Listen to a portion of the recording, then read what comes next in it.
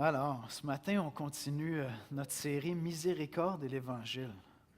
Et c'est même à propos avec ce qu'on vient de mentionner, puis avec la fête des mères. J'ai une belle citation pour la fête des mères, si je peux me retrouver là.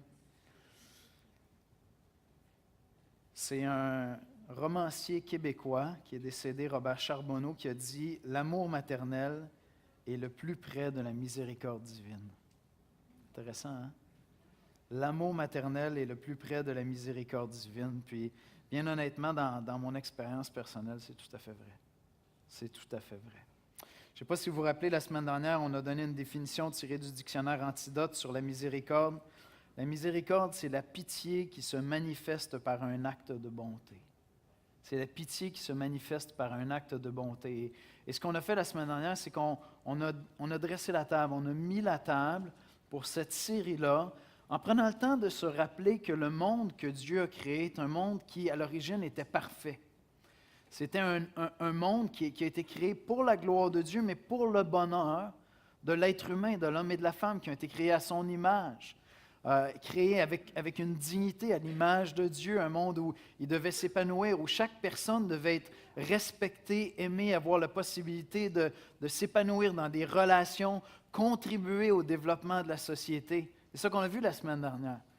Et ce shalom-là, cette paix de Dieu dans laquelle ils étaient en communion dans le Jardin d'Éden avec Dieu, ce shalom-là a été brisé par le péché. L'être humain s'est rebellé contre Dieu et cette paix-là a été pulvérisée, littéralement.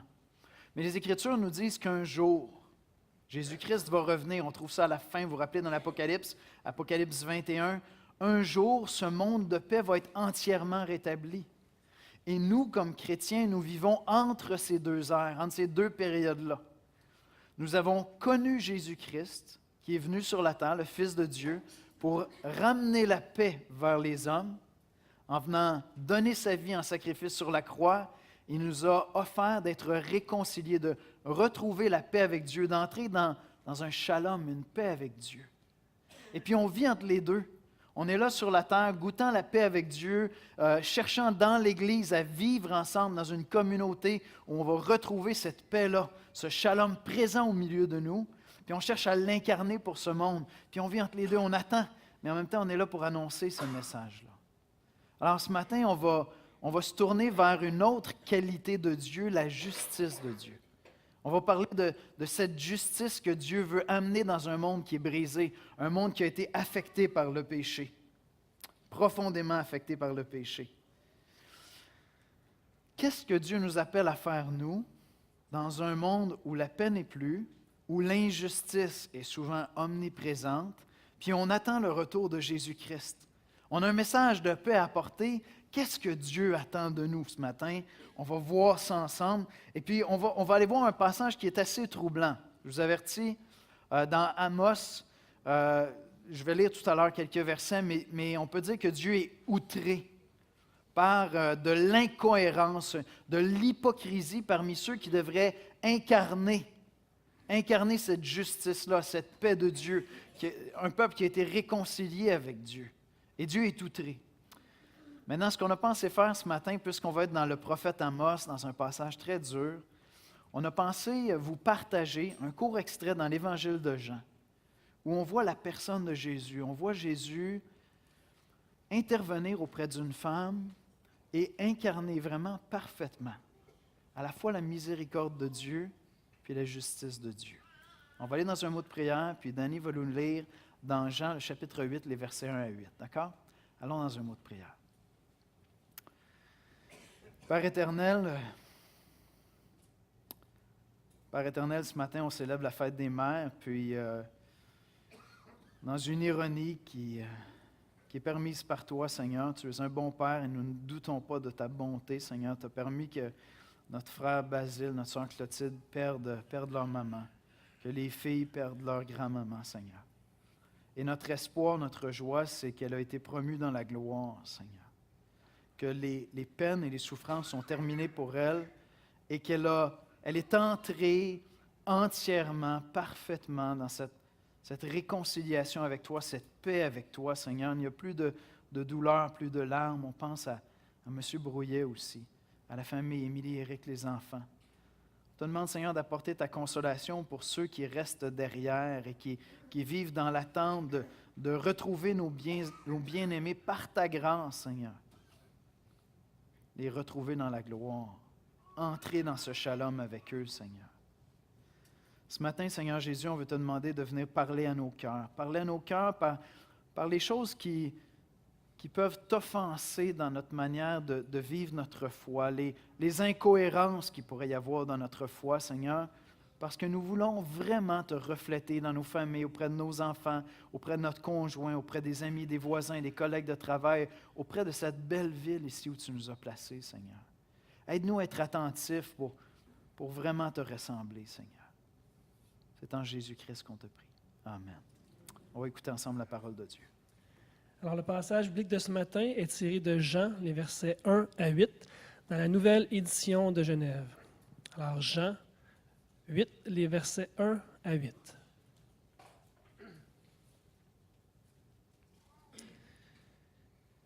Jésus se rendit à la montagne des Oliviers.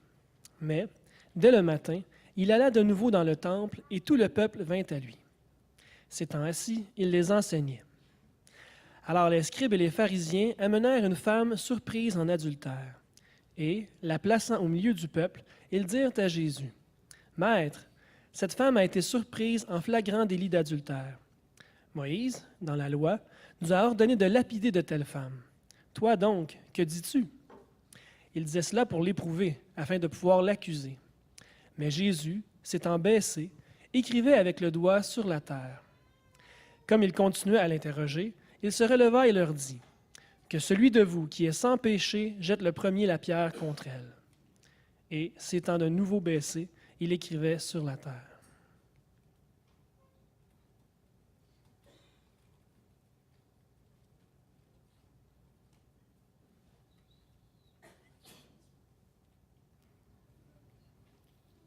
Peut-être. C'était pas prévu. C'était pas arrangé avec le gars des vues. Ouais, t'es un meilleur lecteur que moi, Danny. Je vais te laisser terminer jusqu'à ce qu'il la laisse partir. C'est-tu moi qui étais distrait? Jusqu'à 11, s'il te plaît. Désolé, merci, on continue. Non, c'est mon Verset 9. Quand ils entendent dire cela, accusés par leur conscience, ils se retirèrent un à un, depuis les plus âgés jusqu'aux derniers. Et Jésus resta seul avec la femme qui était là au milieu. Alors, s'étant relevé, et ne voyant plus que la femme, Jésus lui dit, « Femme, où sont ceux qui t'accusaient? Personne ne t'a-t-il condamné? » Elle répondit, « Non, Seigneur. » Et Jésus lui dit, « Je ne te condamne pas non plus. Va et ne pêche plus. » Much better. Il me semble qu'il manquait quelque chose. Merci. C'est mon erreur, Danny. C'était juste pour voir si j'écoutais. Non, c'est mon erreur. C'est pas l'erreur de Danny. Je ne vais pas vous induire en erreur plus que ça. Oh là là. C'est vraiment un beau passage, hein? Sérieusement, là. Tu sais, on parle de la miséricorde, on parle de la justice de Dieu, puis c'est comme Jésus, c'est le Fils de Dieu, c'est notre modèle, mais il incarne parfaitement, je trouve, dans ce passage-là, comme la grâce, l'accueil, la justice. J'ai toujours été touché par ce passage-là parce que c'est pas dit dans le texte, c'est comme sous-entendu, mais j'ai toujours compris dans ce texte-là que Jésus voyait l'injustice de l'intervention. Ces hommes-là viennent accuser une femme d'adultère, mais je veux dire, si elle a commis l'adultère, elle ne pouvait pas être seule. Puis il y a juste une femme qui est accusée. Qu'est-ce que Jésus fait avec ça? Il dit, voici ma gang d'hypocrites. Qui est sans péché ici? Et puis c'est pas qu'il fait comme si de rien n'était, d'accord? Il ne dit pas à cette femme-là qu'elle n'a pas péché. C'est sous-entendu dans le texte qu'effectivement, elle avait péché contre Dieu. Elle avait péché contre Dieu. C'est sous-entendu dans le texte. Mais il lui dit plutôt, va et ne pêche plus. Et il me semble qu'on voit dans ce passage-là la miséricorde de Dieu et la justice de Christ, et les choses sont faites avec vérité. Et puis la réaction de Jésus contre une religion qui est vide, une religion qui est fausse de la part des accusateurs, une religion qui est pas vraie. Ce matin, on regarde un passage où Dieu juge sévèrement. Vous allez voir, c'est troublant lorsque tu dis, OK, c'est le peuple de Dieu, puis Dieu s'adresse à son peuple. C'est troublant d'entendre ça. Dieu juge très, très sévèrement la religiosité de son peuple dans l'Ancien Testament. Et voici ce que Dieu a à dire à son peuple à travers son prophète Amos. Et vous allez voir, comme je l'ai dit tout à l'heure, Dieu est outré, littéralement. Donc, Amos, chapitre 5, versets 1 à 24, si je ne me suis pas trompé de référence. Je hais, je méprise vos fêtes. Je ne puis sentir vos assemblées. Quand vous me présentez des holocaustes et des offrandes, je n'y prends aucun plaisir. Et les veaux engraissés que vous sacrifiez en action de grâce, je ne les regarde pas. Éloigne de moi le bruit de tes cantiques. Je n'écoute pas le son de tes luttes. Mais que la droiture soit comme un courant d'eau et la justice comme un torrent qui jamais ne tarit. Voici comment je résumerai ce qu'on va voir ensemble dans les Écritures ce matin. Un jour, Jésus-Christ va revenir pour rétablir son shalom. On a commencé à voir ça la semaine dernière ensemble sur toute la terre. Entre-temps, poussé par la miséricorde et la justice de Dieu, il nous appelle, nous, à apporter son shalom dans le monde. C'est ça qu'on est appelé à faire. Incarner, vivre, transmettre, apporter le shalom de Dieu, petit à petit, vivre comme des membres du royaume de Dieu au milieu des hommes. Une religiosité de façade. Je hais, je méprise vos fêtes, je ne puis sentir vos assemblées. Quand vous me présentez des holocaustes et des offrandes, je n'y prends aucun plaisir. Et les veaux engraissés que vous sacrifiez en action de grâce, je ne les regarde pas. C'est fort, il dit, éloigne de moi le bruit de tes cantiques. Je n'écoute pas le son de tes luttes. Dieu avait racheté un peuple qui était des esclaves dans l'Ancien Testament, puis ils avaient fait d'eux un peuple. Ils avaient fait d'eux une communauté. Et le peuple d'Israël devait être une lumière pour les nations. C'était ça leur rappel. Il devait être un lieu, une communauté, un endroit où lorsqu'on allait côtoyer ces gens-là, on découvrait un peuple qui avait un cœur sans partage pour Dieu. Pas d'idole. Et dans Amos, il adresse beaucoup cette question-là. Mais non seulement cela, ça devait être un endroit où on pouvait retrouver en quelque sorte le jardin d'Éden, dans une certaine mesure, de manière imparfaite. D'accord? Il y a encore des impacts du péché, la mort est encore là, la maladie est encore là, mais dans les interactions sociales, dans nos rapports les uns avec les autres, on devait retrouver en Israël un peu du shalom, de la présence de Dieu. Je ne sais pas si vous vous rappelez, mais on a dit que le shalom de Dieu, ce n'est pas juste l'absence de conflit, c'est comme une plénitude. Dieu est présent et tout ce qui doit s'épanouir va s'épanouir. Et donc, en Israël, on devait porter attention à ceux qui sont mal pris. L'étranger qui arrivait puis qui avait tout quitté pour venir s'installer au milieu de nous, qui devait se refaire une économie, une vie, tout ça, on était là, on devait lui faire de la place, on devait l'accueillir. Avec ses différences, on devait l'accueillir. Comme dans le jardin d'Éden, Adam et Ève, la différence était là. La même chose en Israël, on devait accueillir cette différence-là, voyez-vous? Et donc, Israël devait être une espèce d'avant-goût du ciel, où on retrouvait en quelque sorte le shalom de Dieu au milieu du peuple de Dieu. Et puis Dieu voit, et Dieu exprime à travers Amos, son prophète, que ce n'est pas comme ça que ça se passe du tout en Israël.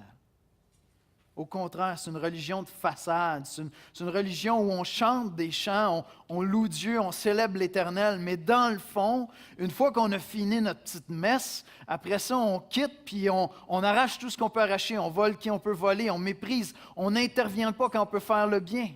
On n'aide pas lorsqu'on a l'occasion de le faire, on juge les autres, on crée des divisions dans le peuple. Et Dieu dit ça, là, ça me dégoûte. Ça m'est insupportable. Quand vous chantez, là, c'est affreux pour moi entendre vos prières. C'est comme si c'est des hypocrites qui sont en train de me prier. Extrêmement sévère. Parce que Parce que Dieu il haït profondément une religiosité de façade, une espèce de cosmétique de gens dévots qui sont consacrés à Dieu. Dieu haït ça, Dieu déteste ça. Et 8 siècles plus tard, après Amos, Jésus va soulever encore une fois de l'hypocrisie. Jésus va adresser des choses tout à fait similaires. Je vais juste vous donner des exemples très, très brefs ce matin. Dans Matthieu 6, Jésus est l'hypocrisie. Ah oui, puis j'ai ajouté « et nos enfants aussi ».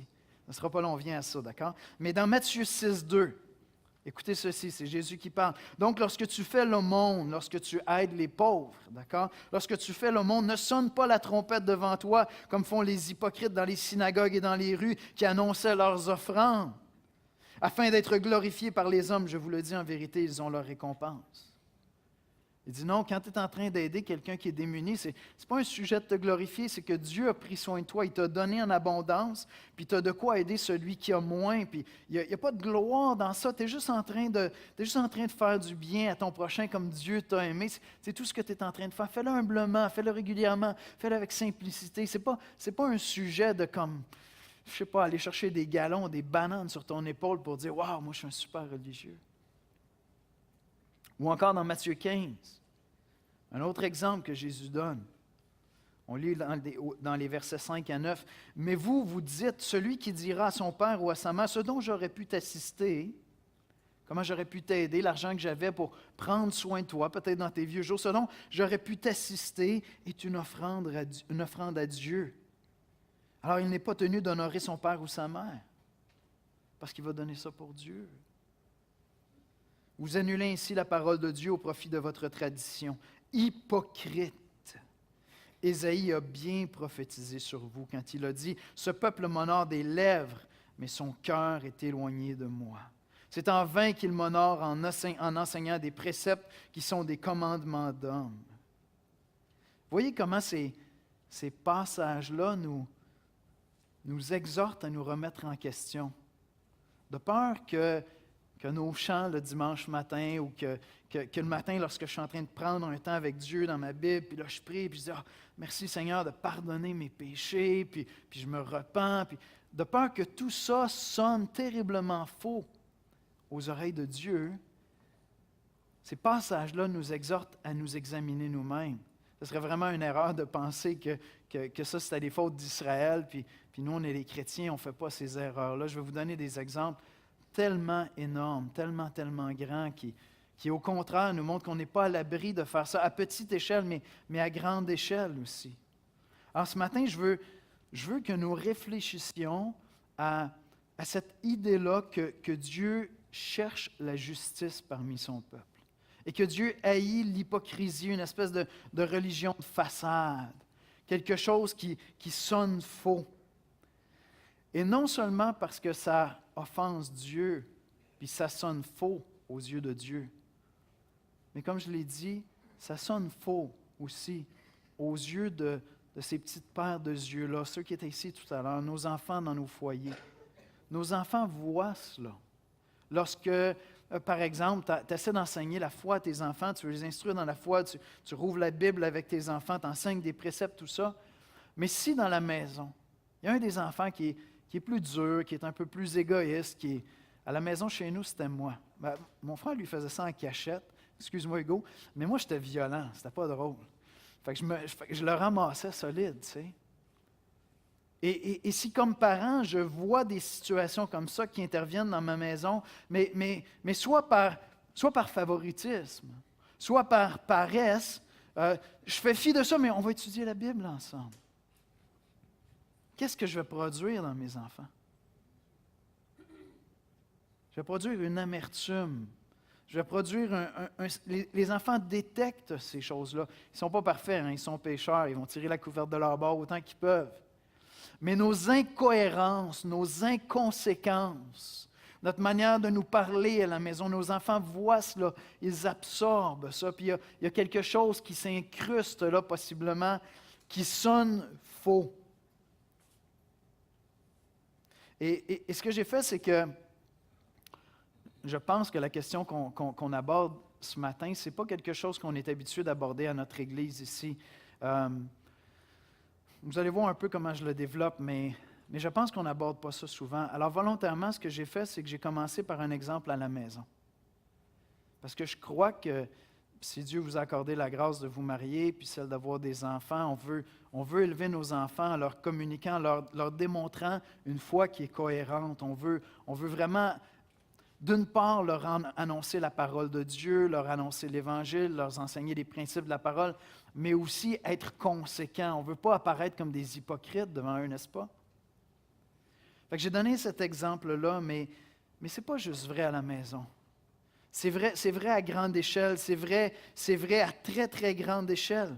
Lorsque les chrétiens, que ce soit au travail, que ce soit dans la société, ferment les yeux sur des situations injustes où il y aurait eu un mot à dire, il y aurait eu une intervention à faire, il y a quelque chose qui vient contredire le message de l'Évangile profondément. Cette semaine, si vous me suivez sur Facebook ou vous êtes parmi mes amis Facebook, peut-être vous avez vu, cette semaine, j'avais le privilège, j'ai assisté au Conseil national de la Coalition pour l'Évangile aux États-Unis. Comme membre de la Coalition pour l'Évangile au Canada, on avait été invités, puis j'ai eu ce privilège-là, vraiment des belles discussions super intéressantes. C'était un privilège de voir ces hommes de Dieu-là en train de réfléchir, des fois sur des éléments doctrinaux, vraiment la théologie là, de haute voltige sur la personne de Dieu, puis la doctrine de la simplicité de Dieu. En tout cas, c'était comme, OK, là, ça chauffait dans mes neurones, tout ça. Puis après ça, d'autres fois, ils étaient dans des réflexions éthiques importantes. Où je m'en vais avec ça, c'est que peut-être vous avez remarqué, vous avez noté lorsqu'il y a eu la célébration des 50 ans du décès de MLK, Martin Luther King. Ça a été souligné tout récemment. Aux États-Unis, l'Église évangélique blanche est coupable, a été coupable pendant très, très, très longtemps de contribuer, de participer, même de défendre, voire l'esclavage, la ségrégation raciale, pendant très, très, très longtemps. Le séminaire où j'étais, Southern Baptist Theological Seminary à Louisville, celui qui dirige ce séminaire-là, a pris sur lui-même, il y a quelques années, de demander pardon aux Afro-Américains, au nom du séminaire qui a endossé des comportements de discrimination et de ségrégation raciale importante. Et donc, pendant cette semaine-là, il y a eu une longue conversation parce que cette année, des pasteurs de la Coalition pour l'Évangile ont pris l'initiative de se joindre à des pasteurs afro-américains. Il y en a déjà parmi la coalition, mais vraiment aller vers des gens qui sont hors de la coalition, puis dire, est-ce qu'on peut célébrer avec vous? Comme une manière pour nous de reconnaître ce faux pas-là incroyable, cette injustice sur laquelle on s'est tu. Puis c'était vraiment passionnant d'assister à la conversation, parce que là, dans la salle, il y avait des Afro-Américains qui étaient là. Puis ils discutaient ensemble, puis on a prié ensemble, puis c'était clair que c'était simplement un premier pas. Mais c'était très, très clair aussi que annoncer l'Évangile dans ce pays-là, sans reconnaître cette injustice-là à laquelle l'Église a contribué, vous comprenez, ça sonne comme un faux évangile. Ça sonne comme une hypocrisie. Et je pourrais vous donner d'autres exemples qui sont scandaleuses lorsqu'on les considère des années plus tard. Lorsqu'on se considère ce qui s'est passé en Allemagne sous le régime nazi, 90% des églises chrétiennes n'ont rien fait pour s'opposer. Rien du tout. Devant des injustices, des violences, des choses incroyables qui se passaient. Puis ils ont juste comme baissé la tête, ils avaient peur. Puis il y a eu quelques pasteurs qui se sont mêlés de ça, d'accord? Quand on regarde ça après, on dit, oui, mais l'Allemagne était pleine de chrétiens, comment ça se fait? Quand tu regardes avec le recul, tu te dis, mais j'ai honte de cette affaire-là, ça n'a aucun bon sens. Et voyez-vous, cette semaine, ils étaient en train de réfléchir, puis on était en train de discuter pour dire, OK, on doit prendre le temps de s'examiner. John Piper, qui était présent, lui a soulevé le point. Il a dit, je crois que dans 50 ans, dans 100 ans d'ici, le silence de l'Église sur les avortements va être aussi scandaleux que tous ces silences-là. Puis les gens ne comprendront pas pourquoi on a juste comme baissé la tête pour éviter les critiques, éviter les attaques, puis nous, on a un message, puis on ne dit pas un mot devant les injustices. D'accord? Il y a des grandes questions, puis on pourrait aller loin avec ça. Puis je n'ai pas l'intention ce matin de répondre à tout cela. Tout ce que je veux dire, c'est que s'il est possible d'être injuste dans mon foyer, puis de contredire le message de l'Évangile en fermant les yeux sur des injustices à la maison, c'est possible de le faire aussi au travail, c'est possible de le faire dans ma société, simplement parce que je n'ai peut-être pas le courage d'ouvrir la bouche puis de parler. Parce que j'ose pas dénoncer quelque chose qui est mal. De le faire comme Dieu voudrait que je le fasse, mais de le faire. Et tout ce que je suis en train de dire, c'est qu'aux yeux de Dieu, dans sa parole, nos babines doivent suivre nos bottines.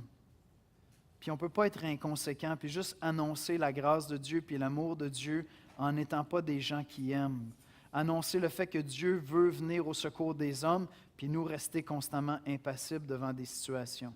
C'est important pour nous de regarder et d'examiner notre intégrité dans ces domaines-là, parce que nous voulons ressembler à Dieu. On veut ressembler à Dieu et Dieu aime la justice. Dieu aime la justice. Regardez le verset 24, qu'est-ce qu'il dit?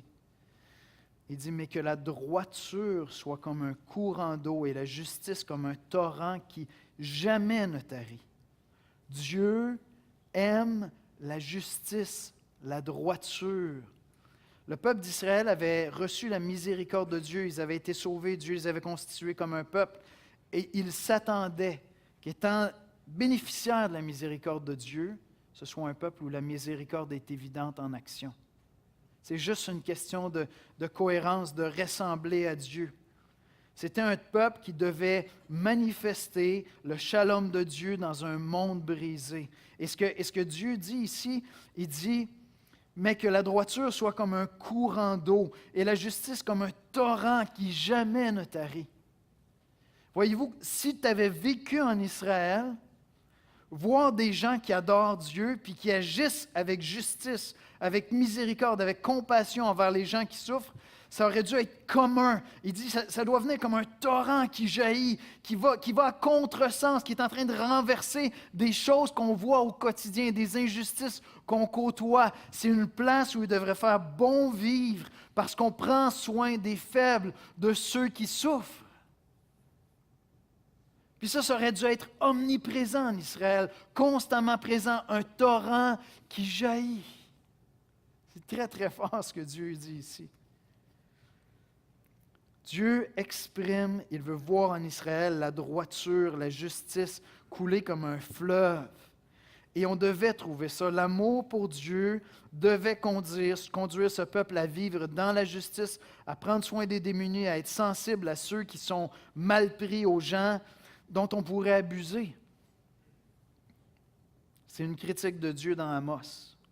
Et puis il dit au contraire, c'est pas ça qu'on voit au milieu de vous, Israël. Et simplement, très rapidement, pour démontrer que le Nouveau Testament va souligner la même chose, dans la lettre de Jacques, lorsqu'il compare la foi et les œuvres, qu'est-ce qu'il fait? Est-ce qu'il est en train de dire qu'on est sauvé par nos œuvres? Non, il dit, attends un petit peu, là, toi tu me dis que tu as la foi, OK, mais si tu as de quoi pour pourvoir aux besoins de ton frère, puis que tu lui dis, que Dieu te bénisse, je vais prier pour toi. Tu fermes la porte, tu vas t'installer à ta table, puis tu commences à manger ton gigot d'agneau. Ça ne marche pas, ça. Ça ne fonctionne pas, ça. Voici ce que Jacques dit. Mais quelqu'un dira, toi tu as la foi et moi j'ai les œuvres. Montre-moi ta foi sans les œuvres et moi je te montrerai la foi par mes œuvres. Maintenant, écoutez bien ceci. Toujours dans Jacques, chapitre 2, versets 20-22. Veux-tu savoir, ô homme vain, que la foi sans les œuvres est inutile? Abraham, notre père, ne fut-il pas justifié par les œuvres? Là, vous dites, non, on est justifié par la foi en Jésus-Christ, par l'œuvre de Jésus-Christ. C'est vrai. Lorsqu'il offrit son fils Isaac sur l'autel, tu vois que la foi agissait avec ses œuvres. Maintenant, écoutez bien ceci. Et que par les œuvres, la foi fut rendue parfaite. Et l'idée ici, c'est de maturité. Il semble que lorsque je décide de placer ma foi en Jésus-Christ pour mon salut, et que je décide d'agir de manière conséquente avec cette foi-là, j'ai reçu la grâce, le pardon de Dieu, je vais moi-même être miséricordieux. Concrètement, les gens vont le voir dans ma vie, dans ma manière d'agir, dans ma manière de gérer mes biens, de partager, de prendre soin. Ça va être conséquent. Il y a quelque chose ici qui vient compléter ma foi, pas comme pour être sauvé, mais pour confirmer à l'intérieur de moi-même, de dire, je suis vraiment en Jésus-Christ. Regarde, je suis un fils de Dieu, je suis une fille de Dieu, je marche comme un enfant de Dieu. Je ressemble à mon Père. Je n'étais pas comme ça avant de connaître Christ. Je cherchais mon propre intérêt. Mais j'ai été détourné de moi-même pour chercher la gloire de Dieu à présent. C'est frappant ce que Jacques dit. Le fait de s'assurer que nos œuvres concordent avec notre foi contribue à affermir, à amener notre foi à maturité. Alors tout ceci m'amène à dire que Dieu nous appelle à pratiquer la justice. Dieu nous appelle à pratiquer la justice. Dans le psaume 146, les versets 5 à 9, on lit ceci. « Heureux celui qui a pour secours le Dieu de Jacob. Heureux celui qui a pour secours le Dieu de Jacob, qui met son espoir en l'Éternel, son Dieu. Il a fait les cieux et la terre, la mer et tout ce qui s'y trouve. Il garde la fidélité à toujours. Il fait droit aux opprimés. Il donne du pain aux affamés. L'Éternel délivre les captifs. L'Éternel ouvre les yeux des aveugles. L'Éternel redresse ceux qui sont courbés. L'Éternel aime les justes. L'Éternel protège les étrangers. Il soutient l'orphelin et la veuve, mais il renverse la voie des méchants. Ça, c'est Dieu. C'est notre Dieu. C'est celui que nous avons connu. Dans ce passage-là, très rapidement, on voit que Dieu va intervenir contre les méchants. Il y a une espèce de justice pénale où Dieu s'en prend aux méchants pour le tasser. Puis il y a une justice protectrice de Dieu où il protège ceux qui ont souffert d'injustice, ceux pour qui la vie est plus difficile. Ça, c'est notre Dieu. C'est celui qu'on a connu. C'est celui à qui on veut ressembler. Il est comme ça. Et si on a été racheté, c'est pour lui ressembler, pour être à son image. Ce matin, je vais vous laisser avec plus de questions que de réponses, je vous avertis. Mais j'ai confiance, parce que l'Esprit de Dieu habite en nous, qui va nous instruire, qui va nous conduire dans les temps à venir, comme il le veut, comme il le juge. Bon, si nous voulons vraiment ressembler à notre Père céleste, on est appelé à être sensible et à agir en réponse aux injustices auxquelles nous sommes exposés. On est appelé à la maison, au travail, partout dans la société. On est appelé à réagir de manière sensible à l'image de Dieu, aux injustices auxquelles on est exposé, aux situations difficiles, aux situations de souffrance. On vit dans un monde brisé. Le monde parfait que Dieu avait créé en Éden cette paix-là a été pulvérisée par le péché. Et nous, on a connu la miséricorde de Dieu. On a connu la grâce de Dieu. Puis on est appelé maintenant à incarner l'Évangile. On est appelé à annoncer l'Évangile, mais à le faire de manière conséquente avec ce Dieu-là qui nous a sauvés. On a connu la miséricorde de Dieu envers nous en Jésus-Christ, et ça nous pousse à vouloir partager la miséricorde de Dieu avec les hommes. Puis le paradoxe de la justice de Dieu, c'est que pour que Dieu vienne réinstaurer sa paix, il a fallu qu'il vienne sauver des injustes. Je reviens à l'Évangile parce que la grâce puis la puissance de ressembler à Dieu, on la trouve uniquement dans l'Évangile. C'est là qu'on la trouve. Je vous lis un passage dans Romains 5, les versets 6 à 10. Et regardez bien comment Dieu est allé vers les injustes, ceux qui avaient brisé son shalom. Car lorsque nous étions encore sans force, Christ, au temps marqué, est mort pour des impies, pour des gens qui n'aiment pas Dieu. À peine mourrait-on pour un juste. Quelqu'un peut-être mourrait pour un homme de bien. Mais Dieu prouve son amour envers nous, en ce que lorsque nous étions encore des pécheurs, Christ est mort pour nous. À plus forte raison donc maintenant, nous qui sommes justifiés par son sang, serons-nous sauvés par lui de la colère, de la juste colère de Dieu sur le péché. Car si lorsque nous étions ennemis, nous avons été réconciliés avec Dieu par la mort de son Fils, à plus forte raison, étant réconciliés, serons-nous sauvés par sa vie. Ainsi, par la foi en Jésus-Christ, on a connu la miséricorde de Dieu. On était des ennemis de Dieu. Avant d'être réconcilié avec Dieu, moi, j'étais un ennemi de Dieu. J'étais séparé d'avec Dieu. J'allais dans le monde en cherchant mes propres intérêts.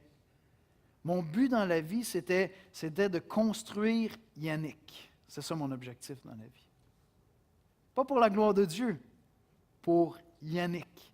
Certains d'entre vous, votre but dans la vie, c'était simplement de jouir de la vie, tout simplement au maximum, des hédonistes purs. Chacun d'entre nous, on avait des passions un peu différentes, mais pour soi, pas pour la gloire de Dieu. Et puis Dieu est venu vers des injustes. Puis il nous a fait la grâce, par son Fils qui est mort sur la croix, de pardonner nos péchés, nos injustices, nos fautes. C'est Christ qui les a pris sur lui. Et on a connu la grâce, la miséricorde de Dieu, l'amour de Dieu. Puis maintenant, on s'en va dans le monde et on veut faire connaître la miséricorde et la justice de Dieu dans un monde où il y a énormément d'injustice. Et je ne suis pas en train de dire ce matin que notre rôle à nous, c'est de réformer toute la société. Je ne suis pas en train de dire que notre rôle, c'est de prendre sur nos épaules, de redresser tous les torts dans la société. Non, on a bien placé ça la semaine dernière. La paix, là, le moment où il n'y aura plus de tort dans la société, c'est quand Jésus-Christ revient. Amen? C'est juste là que ça va se passer. Notre mission, là, ce n'est pas de restaurer toute la société. Notre mission à nous, c'est d'aller et faire des disciples de Jésus-Christ. Amen? C'est ça notre mission. C'est d'aller annoncer l'Évangile et faire des disciples de Jésus-Christ. Mais ce faisant, je vais devoir incarner aussi cette miséricorde de Dieu. Je vais devoir incarner cette grâce que j'ai reçue de Dieu. Cette réconciliation que j'ai avec Dieu, je veux l'apporter aux hommes. C'est le message de l'Évangile, mais je dois être cohérent aussi avec ça. Autrement, ça sonne faux aux oreilles de Dieu, ça sonne faux aux oreilles de mes enfants, ça sonne faux aux oreilles de la société. Et on assiste à des moments où la société critique elle-même les chrétiens parce qu'ils ont fermé les yeux sur des injustices évidentes. C'est à ça que j'ai assisté. Puis là, par la grâce de Dieu, à cause de l'Évangile, j'ai assisté cette semaine à un processus de réconciliation. C'est vraiment beau. Il y a un pasteur qui a comme interrompu la réunion, il s'est levé, il a dit « Est-ce que je peux prendre la parole? » Parce qu'il y a quelqu'un qui avait mentionné, qui a dit « On est encore craintif. La confiance n'est pas entièrement rétablie. »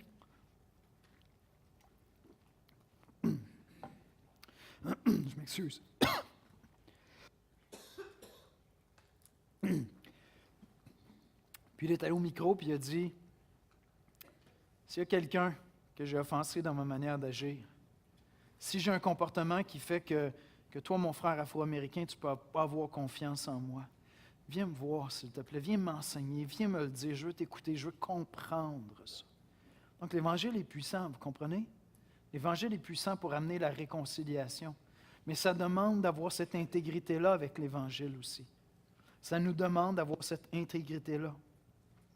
Ce n'est pas qu'on peut sauver le monde, qu'on peut redresser tous les torts. Dieu ne nous appelle pas à faire ça. Il nous appelle simplement à faire des disciples. Mais être un disciple de Jésus-Christ, c'est ressembler à Jésus-Christ. C'est ressembler à Jésus-Christ. Et devant la femme adultère, Jésus a posé le bon diagnostic. Il n'a pas simplement dit « OK, ils sont tous partis, maintenant on va parler de ton péché, ma grande. » Ce n'est pas ça qu'il a fait. Il a parlé de son péché, mais il a fait un bon diagnostic sur ce qui est en train de se passer d'injuste dans cette société-là. Parce que cette femme-là était à la fois coupable et victime d'autres pécheurs coupables. Et notre société est composée de plein de gens qui sont coupables et victimes d'autres pécheurs coupables. Et Dieu nous demande d'ouvrir les yeux, d'ouvrir la bouche, de tendre la main, d'aider, de pratiquer la justice tous les jours. Dans Jérémie 22, 3, et je vais terminer avec ça, j'aimerais demander aux musiciens de venir me rejoindre à l'avant. Voici ce qu'on lit dans Jérémie 22, 3. « Ainsi parle l'Éternel, pratiquez la justice et l'équité. Délivrez l'opprimé des mains de l'oppresseur. Ne maltraitez pas l'étranger, l'orphelin, la veuve. N'usez pas de violence. Et ne répandez point le sang innocent dans ce lieu. Alors, qu'est-ce que ça veut dire concrètement? Demain matin, là, qu'est-ce que ça change, ça? Je ne veux pas répondre à cette question-là ce matin. Il y a des gens qui vont venir me voir et qui vont me dire « Ah, Yannick, ça aurait été intéressant d'avoir des exemples concrets, qu'est-ce que ça veut dire? » Mais à ce moment-ci dans notre histoire comme Église, je ne veux pas répondre à cette question-là. Prenez ce que Dieu vous donne ce matin dans sa parole et allez dans la prière. Vous êtes avec moi? Allez dans la prière et cherchez la face de Dieu et demandez à Dieu simplement de vous montrer individuellement, personnellement, dans votre champ de mission, où est-ce que vous êtes, à la maison, au travail, partout. Simplement de vous montrer qu'est-ce que tu veux que je fasse. Où sont mes incohérences, Seigneur? Où est-ce que j'ai fermé les yeux? Où est-ce que j'ai eu peur d'ouvrir la bouche? Où est-ce que j'ai eu peur d'intervenir? En me disant, moi, tout ce que j'ai à faire, c'est annoncer un message. Oui, mais ton message, tu peux le crier tellement fort en fermant les yeux sur tellement de choses qu'il va sonner totalement faux, ton message. Et donc, je ne sais pas qu'est-ce que Dieu veut faire dans ta vie à toi. À travers la série, on va continuer à développer ces idées-là. Tranquillement, on va voir cette idée de la miséricorde.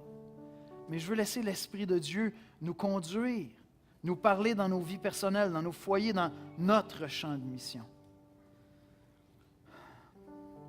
Ce matin, on termine en repensant à la grâce de Dieu en Jésus-Christ. On ne peut pas redresser tous les torts, c'est Jésus-Christ qui va le faire à son retour. Mais Dieu est venu vers nous et on a connu sa grâce et on a été réconciliés avec Dieu. Puis on a connu la miséricorde de Dieu, puis on connaît sa bonté. Puis on veut apporter ce message-là et on veut incarner ce message-là aussi. Et Dieu va nous montrer comment faire ça. Ce matin, j'aimerais m'adresser à toi si tu n'as pas déjà connu la miséricorde de Dieu en Jésus-Christ. Peut-être que tu as été élevé dans un foyer chrétien. J'ai fréquenté cette église à partir de l'âge de 7 ans. Je suis devenu chrétien à l'âge de 19 ans. J'ai arrêté de fréquenter l'église pendant des années. Peut-être que c'est la première fois que tu viens dans une église évangélique. Peut-être que dernièrement, tu as commencé un cheminement dans la foi. Puis là, tu te dis, ah oui, les chrétiens devraient régler tous les maux dans la société. Non, non, non, non. La première chose qui doit être redressée, c'est ta communion avec Dieu, ta relation avec Dieu. Dieu veut être réconcilié avec toi si tu acceptes le sacrifice de son Fils à la croix. Si tu places ta foi dans son sacrifice, Dieu va pardonner tous tes péchés. Tu vas devenir un enfant de Dieu. Son esprit va venir habiter en toi et une œuvre nouvelle va commencer en toi. Et si vous êtes chrétien comme moi, cette semaine, cherchez la face de Dieu. Allez relire Amos. Cherchez, dites à Dieu, Seigneur, instruis-nous, montre-nous comment tu veux que dans cette période entre Éden et ton retour, comment tu veux qu'on annonce ton shalom, qu'on apporte ton shalom autour de nous, Seigneur. Puis Dieu va nous éclairer. Dieu va nous éclairer. On va prier ensemble. Seigneur Jésus, on veut t'adorer. Les œuvres sociales pour transformer le monde n'ont pas de sens réel, Seigneur, sans ton œuvre à toi, Jésus. Parce que la plus grande offense et la plus grande des injustices n'a pas été faite aux hommes, elle a été faite à toi, ô Dieu. Toi, notre Créateur, toi qui avais créé ce monde parfait où on devait justement t'honorer, mais être honorés nous-mêmes, créés à ton image, s'honorant les uns les autres, prenant soin les uns des autres, puis on s'est détourné de toi. On t'a rejeté, Seigneur, et par le fait même, on a brisé cette paix avec toi. Mais Seigneur, tu as eu pitié de nous, tu as eu miséricorde et tu es passé à l'action, Seigneur. Tu es venu poser ce geste de bonté absolue. Tu as pris sur toi, Seigneur, la justice que méritaient nos péchés, nos fautes. Seigneur Jésus, on veut t'adorer ce matin. C'est ce qu'on veut faire. On veut te célébrer, Seigneur. Puis parle à nos cœurs. Parle à nos cœurs à travers cette série. Enseigne-nous, instruis-nous, Seigneur, afin que nos chants soient vraiment un parfum de bonne odeur pour toi. Pas quelque chose qui sonne faux. Et que le message de l'Évangile qu'on annonce autour de nous résonne avec vérité, Seigneur. Parce que nos vies sont cohérentes avec avec ce message de miséricorde et de justice. C'est en lui que nous te prions, Père. Amen. Amen.